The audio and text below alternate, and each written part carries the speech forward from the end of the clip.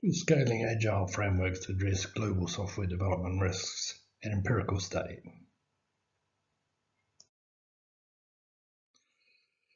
So first of all, we'll talk about the focus of the paper. Phase 1, developing a GSD Risk Catalog. Phase 2, theoretical mapping. Phase 3, empirical assessment, and conclusions.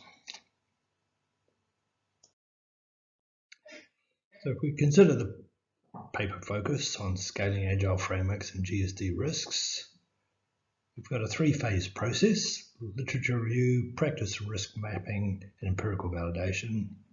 Illustrated how two scaling agile frameworks, DAD and SAFE, largely address 63 software development risks, identified a GSD risk catalog with stronger in some areas than others. So the first phase, developing a risk catalog. So identifying global software development risks faced by software development organizations by examining the literature on risks in both conventional and GSD contexts. The result of this work had produced a GSD risk catalog of 63 risks, divided into 4 quadrants after Wallace and Keel. There's a customer mandate, scope and requirements, execution, and environment.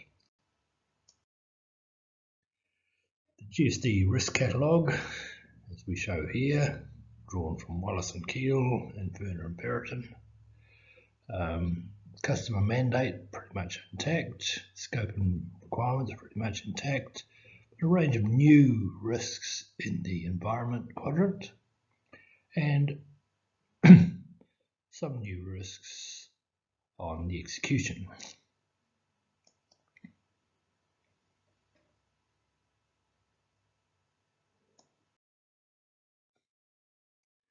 We identified the potential risk mitigation and elimination practices in the scaling agile frameworks, discipline agile development, and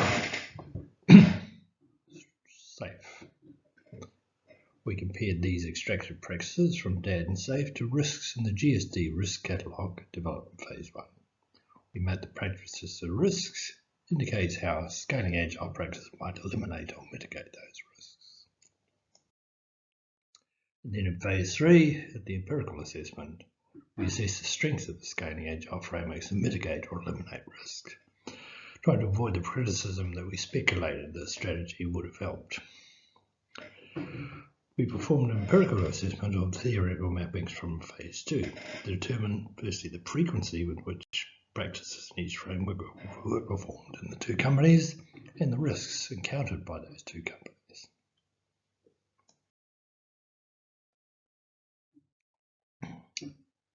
And then, of course, the cases we worked from: Case A, Australia, India, and the USA, and Case B, Canada, Denmark, France, Ireland, Italy, Netherlands, Norway, Spain, Sweden, UK, and USA. So some of those had overlapping countries. So we examined the observation interview notes and transcripts, the self-assessment survey results, and a multiple case study of 2 global software companies to understand the extent to which DAD and SAFE practices from theoretical mapping were implemented in the company, see evidence of any of the risks in the mapping or risk catalogue were occurring in either company, and if the practice is implemented in a company and the risk is not seen, the theory is supported. If the risk is seen, the theory is unsupported. So phase 3, our broad conclusion was that it adds to the limited empirical evidence of efficacy of scaling agile frameworks, suggesting the claims that scaling agile frameworks address risk and are driven by value have some validity. The conclusions from the paper: of the 4 quadrants in the GSD risk catalog, customer mandate risks quadrant appears to be better addressed through the SAFE framework than DAD. Scope and requirements risks are addressed well by both methods. Execution risks are better mitigated by DAD than SAFE, and environment risks are less well addressed by either approach, which suggests the environment and set of risks are less amenable to being addressed by a process framework. The GSD risks are not fully addressed by scaling agile practices. 17 out of the 63 risks were observed in both cases. 8 are GSD risk specific: ineffective collaboration, ineffective coordination, lack of trust, country-specific regulations, delays caused by global distance, lack of architectural organization alignment, lack of face-to-face interaction inhibits knowledge sharing, and lack of process knowledge alignment, which has implications for all remote and home working. And further conclusions from the paper: in creating the GSD Risk Catalog, we found many GSD risks not identified in the Wallace and Keel inventory. 10 new risks covering GSD risks were added to the inventory. 8 of these 10 risks are observed, as shown on previous slide in both companies, except for lack of tool infrastructure alignment and unstable country, regional, political, economic environment. These new risks appear to be endemic and suggest a risk tariff in GSD. Final takeaway. The result of a 3-phase methodology created a scaling agile risk theoretical mapping applied in a multiple case study, showing how 2 scaling agile frameworks, disciplined agile delivery and the Scaled Agile Framework, can potentially eliminate or mitigate the majority of software project risks. Many global software development risks still pervade, and scaling agile frameworks do not support every GSD risk. Okay. Thank you. Then we have 6 minutes with questions. So please use the chat to send us questions. And while we're waiting for the questions there, I'll start asking. It's a very interesting topic, and it's about risk and these big frameworks, which are 2 very good topics, definitely. So maybe you could start by elaborating a little bit on, you found a lot of new risks there using this framework. Could you tell us a bit about the new risks you found in this distributed context? Okay, I can answer that. There's a bunch of us backstage here. So what we found was that although the Wallace and Keel framework had a lot of general co-located risks, that when we started to look at the wider risk literature, we found that there's a lot of new risks. For example, in terms of when you're working in a distributed environment, for example, country-specific regulations come under the environment, and so many of these risks were connected to the environment. If you look at the quadrant, we have obviously the customer mandate, requirements, and environment. Environment tends to be the one, not surprisingly, that is problematic in a GSD environment. So you have lack of face-to-face interaction, one of the key areas that you always and in fact in the Spotify, I was interested to see that they really want the face-to-face, and that's how they operated beforehand. And then the lack of process alignment that happens when you're distributed, lack of tool infrastructure alignment. I won't take up any more time, but do check table 6 in our paper, and you can see that. Okay. Thank you. Thank you. So you observed many differences and similarities across 2 companies, and they used 2 different large-scale frameworks, the SAFE and DAD. But also the context was different. Different countries, different domain, also probably differences when it comes to agile maturity and so on.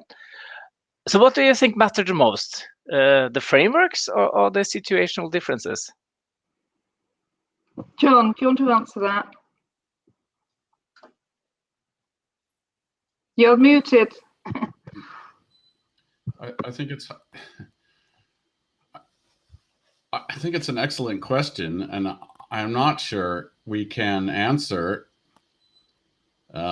beyond just speculating. So I do think that actually some of the differences we saw are due to context, especially since the company doing SAFE, we're relatively new at it compared to the company doing DAD, which had pretty much adopted DAD as their way of doing things. So I don't think we can say with certainty that the differences we're seeing are differences between the two frameworks. And in fact, if you look at the frameworks, there's so much overlap. There's possibly more commonality between the two frameworks than there are substantial differences. Yeah. So my speculation, just based on my personal impression, is that much of the difference is probably due to the context and the maturity of the company in implementing their chosen framework. Yeah, that makes sense. Very good, thanks. We got a question from Ita. Did you see risk mitigation in companies? I can talk from my company, and maybe actually, Tony, you haven't said anything. Do you want to talk about your company? Because there are two different companies working here. I think SAFE seems to be a bit of a training wheels framework for people who don't know how to move from waterfall. So it's very prescriptive and rule-driven. Whereas DAD is much more elastic and dependent on local practices and selection of different components. And that's probably why it hasn't taken off to some extent, because it's not as simple. So our company was quite mature in having moved from waterfall through hybrid, through RUP and various other techniques, to increasingly agile and then into scaled agile. So they were quite sophisticated in their use of those practices. And I think we're seeing some of those differences, but a lot of commonality. I mean, some of the SAFE framework is part of DAD too. I think to answer the question on the risk mitigation, I think specifically there wasn't anything we saw that they were specifically saying we have a risk mitigation practice going. I think that's why we tried to do the mapping, between what we were seeing was a problem and relating it to the risk. We're running out of time. If you're running out of time, please stay in the room and maybe someone else will join. And then more questions. Now we're ready for the next talk by Maria Paswell.